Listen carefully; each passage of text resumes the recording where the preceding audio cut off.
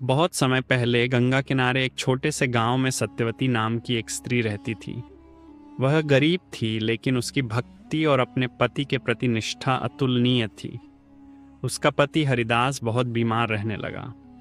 घर में खाने तक को कुछ नहीं था।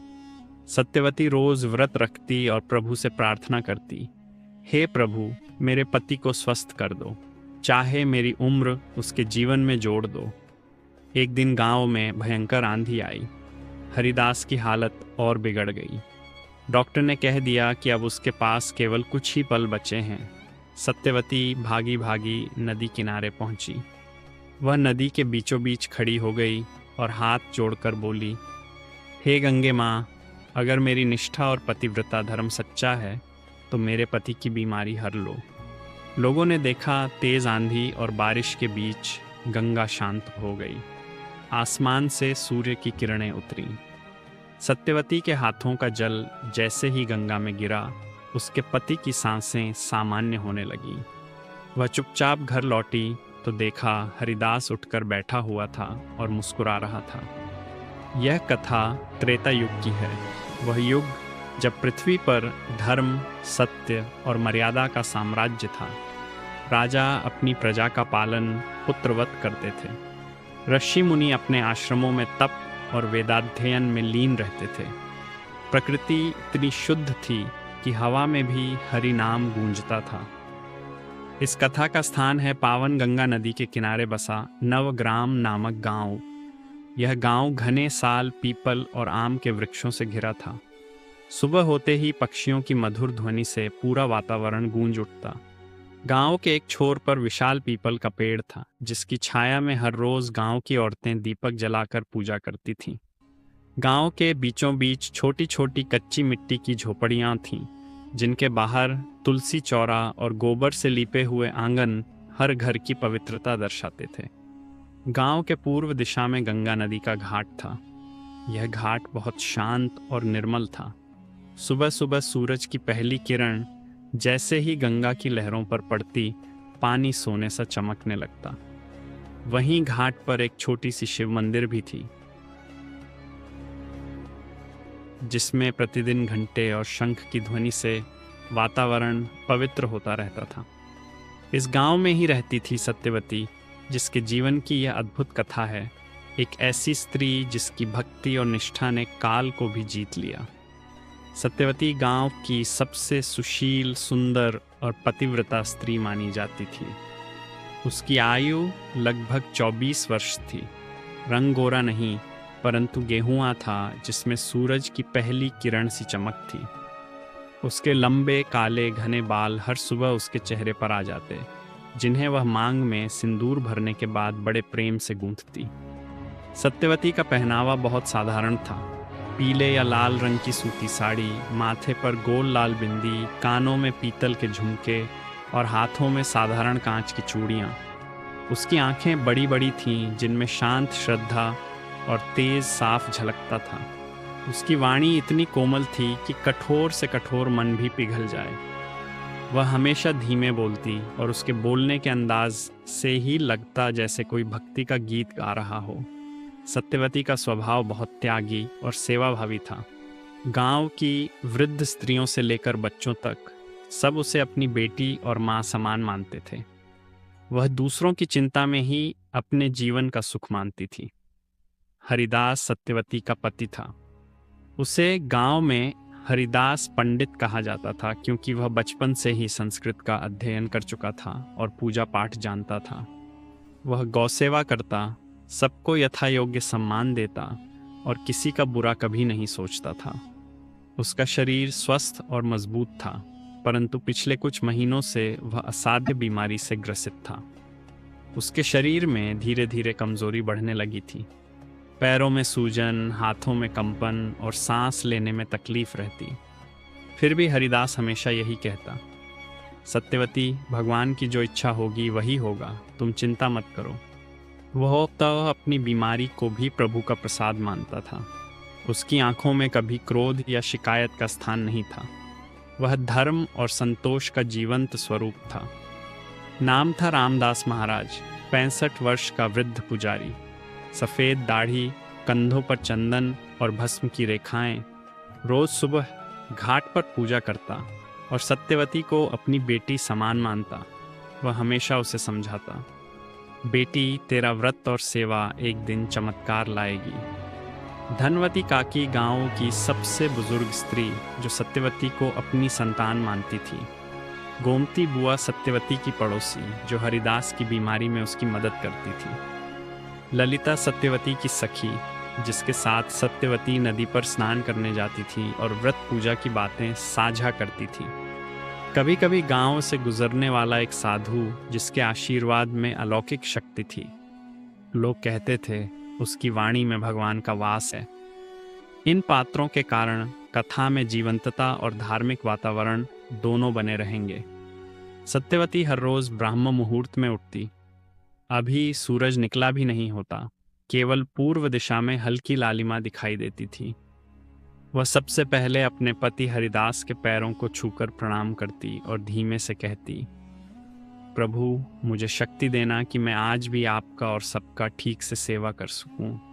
इसके बाद वह एक पीतल की लोटा, एक दीपक और चंदन, अक्षत, पुष्प लेकर गंगा नदी के घाट पर जाती। गांव की दूसरी औरतें भी आती थीं, पर सत्यवती सबसे अलग किनारे पर बैठती। अपनी दोनों हथेलियां जोड़कर आंखें बंद कर लेती और धीमे स्वर में गायत्री मंत्र का जाप करती। भूर्भुवः स्वतत्सवितुर्वरेण्यम। गंगा स्नान के बाद वह शिव मंदिर में दीपक जलाकर एयम नमः शिवाय का जाप करती और अपने पति के स्वस्थ होने की प्रार्थना करती। स्नान कर वह घर लौटती। सबसे पहले अपने पति को ताज़ा जल और तुलसी देती, फिर रसोई में प्रवेश करती। वह अपने हाथों से चूल्हे पर खाना बनाती, जिसमें दाल, मोटे चावल, हरी सब्जी और एक कटोरी में दही होता। हरिदास को भोजन कराकर ही वह खुद भोजन करती। दिन भर में उसका अधिकतर समय पति की देखभाल, उसके सिर और पैरों की मालिश, उसके कपड़े धोने और उसकी दवाओं का ध्यान रखने में बीतता। सत्यवती सप्ताह में एक दिन निर्जल व्रत रखती। उस दिन वह केवल तुलसी पत्र और गंगा जल ग्रहण करती। उसका मानना था, मेरा शरीर भले कमज़ोर हो जाए, पर मेरी तपस्या से पति को नया जीवन मिलेगा। वह पूरे दिन भगवान शिव और माँ गंगा का स्मरण करती रहती थी। शाम को वह फिर से दीपक जलाकर घर के बाहर तुलसी चौरे पर रखती और दीपक के चारों ओर 3 बार घूमकर भगवान से कहती, मेरे घर से कभी दीपक की ज्योति न बुझे। उसकी यह प्रार्थना उसकी अडिग श्रद्धा और विश्वास का प्रतीक थी। रात को सोने से पहले वह अपने पति के पैरों की मालिश करती, धीरे धीरे भजन गाती रहती ताकि हरिदास को अच्छी नींद आए। फिर वह उसके पास ज़मीन पर चटाई बिछाकर सो जाती ताकि रात में अगर उसे पानी चाहिए तो वह तुरंत उठा सके। सत्यवती की आस्था और निष्ठा भगवान शिव और माँ गंगा में अटूट थी। उसका मानना था कि माँ गंगा ही उसकी जननी है और भगवान शिव उसके जीवन के रक्षक। वह ये हमेशा कहती, माँ गंगे, आप ही मेरी माँ हो, शिव शंकर ही मेरे कुल देवता हैं, आप दोनों का आशीर्वाद ही मेरे जीवन का सार है। पूजा की विधि और भाव। 1. प्रातः कालीन पूजा। ब्रह्म मुहूर्त में उठने के बाद वह सबसे पहले स्नान करके नदी से गंगा जल भरकर लाती। घर पहुंचकर तुलसी चौरे पर दीपक जलाती। उसके बाद वह शिवलिंग पर गंगा जल, बेलपत्र और पुष्प अर्पित करती। चंदन से तिलक लगाती और भगवान शिव को कच्चा दूध, चावल और अक्षत अर्पित करती। फिर घुटनों के बल बैठकर आंखें बंद करके एयम नमः शिवाय का जाप 108 बार करती। हर मंत्र जाप के साथ उसकी आंखों से भक्ति के आंसू बहते रहते थे। 2. व्रत की कठोरता। सत्यवती हर सोमवार को निर्जल व्रत रखती थी। उस दिन वह केवल सुबह गंगा जल और तुलसी पत्र लेती थी। शाम को भी बिना भोजन किए केवल शिवलिंग पर दीपक जलाकर आरती करती थी। वह कहती, शिव जी, जैसे आपने माता पार्वती की तपस्या स्वीकार की थी, वैसे ही मेरी प्रार्थना भी स्वीकार करें। 3. विशेष व्रत। हर माह की त्रयोदशी तिथि को वह संपूर्ण दिन मौन व्रत रखती। उस दिन वह किसी से भी बात नहीं करती, केवल मंत्र और स्तुति का जाप करती। रात्रि में रुद्राष्टक और शिव तांडव स्तोत्र का पाठ करती थी। पूजा के बाद दीपक की लौ को निहारते हुए उसकी आंखों से लगातार अश्रुधारा बहती रहती, जैसे उसका संपूर्ण प्राण भगवान शिव में लीन हो गया हो। 4 पूजा सामग्री, पीतल की थाली में बेलपत्र, कच्चा दूध, पुष्प, विशेषकर धतूरा और आक के फूल, चावल, चंदन, भस्म और तांबे का लोटा। दीपक में शुद्ध गाय का घी। धूप के लिए गुग्गल और कपूर। 5 पूजा के अंत में प्रार्थना। पूजा के बाद वह हाथ जोड़कर कहती, हे भोलेनाथ, मेरी भक्ति छोटी है पर निष्ठा सच्ची है। आप ही मेरे पति हैं, आप ही मेरे पिता। मेरे पति हरिदास को शीघ्र स्वस्थ कर दीजिए, चाहे मेरी आयु उनके जीवन में जोड़ दीजिए। सत्यवती ने अपने भक्ति मार्ग में कभी कोई सुख सुविधा की इच्छा नहीं की। वह कहती, जब तक मेरे पति स्वस्थ नहीं होते मैं फूलों का हार भी नहीं पहनूंगी, न मीठा खाऊंगी, न काजल लगाऊंगी, क्योंकि मेरे श्रृंगार का अधिकार केवल मेरे पति के स्वस्थ होने पर है। हरिदास पिछले कुछ महीनों से अस्वस्थ था। शुरुआत में उसे केवल कमजोरी महसूस होती थी। वह सत्यवती से कहता, थोड़ा आराम करूंगा तो ठीक हो जाऊंगा। पर धीरे धीरे उसकी बीमारी बढ़ती गई। उसके पैरों में सूजन, हाथों में कंपकंपी और सांस लेने में तकलीफ होने लगी। भोजन का स्वाद मिट गया। रात को नींद भी नहीं आती थी। उसका चेहरा पीला पड़ता जा रहा था। अब वह खुद बिस्तर से उठ नहीं पाता था। सत्यवती जब उसका हाथ पकड़कर उठाती तो उसकी आंखों में दर्द की लहर दौड़ जाती, पर वह फिर भी मुस्कुरा देता। मुझे कुछ नहीं होगा, तुम हो ना मेरे साथ। गांव के लोगों की प्रतिक्रिया। धीरे धीरे गांव में यह बात फैल गई कि हरिदास अब शायद ज्यादा दिन का मेहमान नहीं है। धनवती काकी रोज आकर सत्यवती के सिर पर हाथ फेरती और रोते हुए कहती, बेटी, भगवान ने इतनी कम उम्र में ये दुख क्यों दिया तुझे। गोमती बुआ रोज दवा या काढ़ा लेकर आती। गांव की औरतें मंदिर में दीपक जलाकर हरिदास के लिए प्रार्थना करती, परंतु सबके दिल में एक डर बैठ गया था, अब यह बीमारी नहीं रुकेगी। सत्यवती के मन का भय और आंसू। रात के समय जब हरिदास सो जाता, सत्यवती चुपचाप घर के पिछवाड़े बैठकर आसमान को निहारती। उसकी आंखों से आंसू लगातार बहते रहते। वह मन ही मन कहती, हे भगवान, मुझसे कुछ भी ले लो, लेकिन मेरे पति को मुझसे मत छीनो। उनका होना ही मेरा जीवन है। कई बार उसका मन भी हारने लगता, पर तुरंत ही वह आंसू पोंछकर दृढ़ता से कहती, नहीं, मैं हार नहीं मानूंगी। अगर मेरी भक्ति सच्ची है तो मेरे पति को कुछ नहीं होगा। डॉक्टर या वैद्य का कहना। एक दिन गांव के वैद्यराज, जो जंगल की जड़ी बूटियों से इलाज करते थे, हरिदास को देखने आए। उन्होंने उसकी नब्ज टटोली, आंखों की पुतली देखी, फिर गहरी सांस लेकर बोले, सत्यवती बेटी, अब दवाइयों का असर नहीं हो रहा। यह रोग शरीर को भीतर से खा रहा है। अब केवल भगवान ही इनका सहारा है। सत्यवती ने उनके पैर छुए और कहा, जब तक सांस है मैं प्रार्थना करना नहीं छोड़ूंगी। संघर्ष का चरम। हरिदास की हालत इतनी बिगड़ गई कि अब वह केवल लेटे लेटे ही रह गया। उसकी आवाज़ धीमी पड़ गई थी। उसके होंठ सूख गए। गांव के लोग मिलने आते, उसके पैर छूते और चुपचाप चले जाते। पर सत्यवती का विश्वास अडिग था। उसने उसी दिन संकल्प लिया, कल से मैं गंगा नदी के बीचों बीच खड़े होकर प्रार्थना करूंगी। चाहे मेरी जान ही क्यों न चली जाए, पर मैं भगवान को मनाकर ही रहूंगी। रात भर करवटें बदलने के बाद भोर के अंधेरे में ही सत्यवती उठ गई। उसने बिना किसी को जगाए साड़ी का पल्लू सिर पर लिया, पीतल का लोटा उठाया और गंगा नदी की ओर चल पड़ी। पूरा गांव सो रहा था। केवल चांदनी उसकी राह को रोशन कर रही थी। पैरों में कांटे चुभे, लेकिन उसने परवाह नहीं की। उसके दिल में बस एक ही आवाज़ गूंज रही थी, आज या तो मेरी प्रार्थना सफल होगी या मेरा जीवन समाप्त होगा। गंगा के तट पर पहुंचना। सत्यवती घाट पर पहुंची। गंगा शांत थी, जैसे उसे सत्यवती का इंतजार हो। उसने अपने पैरों में बंधी पायल उतार दी, दीपक जलाया और धीरे धीरे गंगा के बीच तक चली गई। पानी उसकी कमर तक आ गया। वह ठंडी लहरों की परवाह किए बिना हाथ जोड़कर खड़ी हो गई।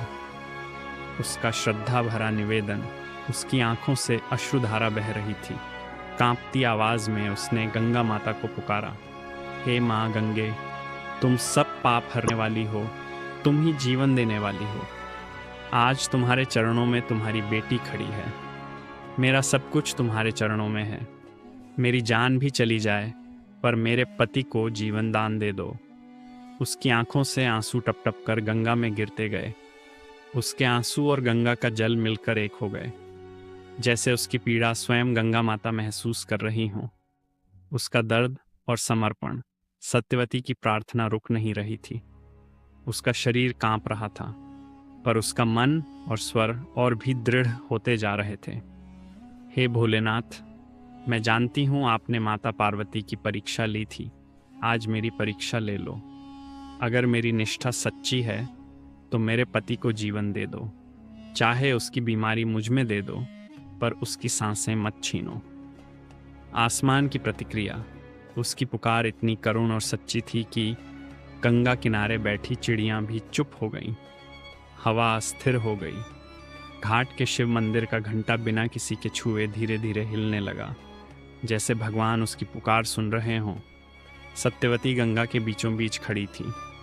उसकी आंखें बंद थीं, हाथ जुड़े हुए थे और उसका पूरा शरीर प्रार्थना में लीन था। वह गंगा की ठंडी लहरों को भी भूल चुकी थी। उसकी सांसें जैसे केवल भगवान शिव और माँ गंगा के नाम पर चल रही थीं। हवा का रुक जाना, अचानक अब तक जो मंद हवा बह रही थी वह बिल्कुल रुक गई। चारों ओर पूर्ण शांति छा गई। पीपल के पत्ते जो हमेशा हिलते रहते थे, आज पूरी तरह स्थिर हो गए। गांव के कुत्ते पक्षी सब शांत हो गए, जैसे पूरी प्रकृति उसकी प्रार्थना को सुन रही थी। बादलों का छंट जाना, उस समय आसमान में हल्के बादल थे, परंतु सत्यवती के मंत्रों की शक्ति से धीरे धीरे बादल हटने लगे। पूरब का आसमान पूरी तरह नीला और स्वच्छ हो गया। उस नीलिमा में एक दिव्य चमक समाई हुई थी, जिसे देख सत्यवती के मन में एक नया विश्वास जागा। गंगा का शांत हो जाना, गंगा की लहरें जो हर पल हिलती थीं, एकदम स्थिर और शांत हो गईं। पानी का सतह इतना शांत था कि उसमें सत्यवती का प्रतिबिंब साफ दिखाई दे रहा था। ऐसा प्रतीत हो रहा था जैसे गंगा माता स्वयं उसकी प्रार्थना सुनने के लिए स्थिर हो गई हों। सूर्य की किरणों का सीधा उस पर पड़ना। उसी समय पूर्व दिशा से सूर्य की पहली किरणें निकली। एक सुनहरी किरण सीधी गंगा के पानी पर पड़ी और फिर सत्यवती के चेहरे पर। उसका पूरा शरीर सोने जैसा दमकने लगा। उसके भीगे वस्त्र भी उस सुनहरी प्रकाश में रत्न जैसे चमकने लगे। वह पल इतना दिव्य था कि जैसे साक्षात भगवान सूर्यदेव उसकी तपस्या को प्रणाम कर रहे हों। दिव्य शक्ति का अनुभव। सत्यवती ने अपनी आंखें खोलीं। उसके सामने गंगा का पानी अचानक गोल गोल घूमने लगा। उस गोलाकार जल में से एक अद्भुत प्रकाश निकला। वह प्रकाश चांदी जैसा चमक रहा था। सत्यवती के कानों में एक गूंजती हुई करुणामयी और गंभीर आवाज आई, बेटी सत्यवती, तेरी निष्ठा ने मुझे बाध्य कर दिया है। तेरा संकल्प सफल होगा। तेरा पति स्वस्थ होगा। उसने चारों ओर देखा, पर वहां कोई नहीं था। सिर्फ वह दिव्य प्रकाश, शांत गंगा और सुनहरी किरणें थीं। उस पल का प्रभाव। सत्यवती की आंखों से आंसू लगातार बह रहे थे। उसके होंठ कांपते हुए बोले, धन्य हो गंगे माँ, धन्य हो भोलेनाथ। उसका शरीर हल्का हो गया।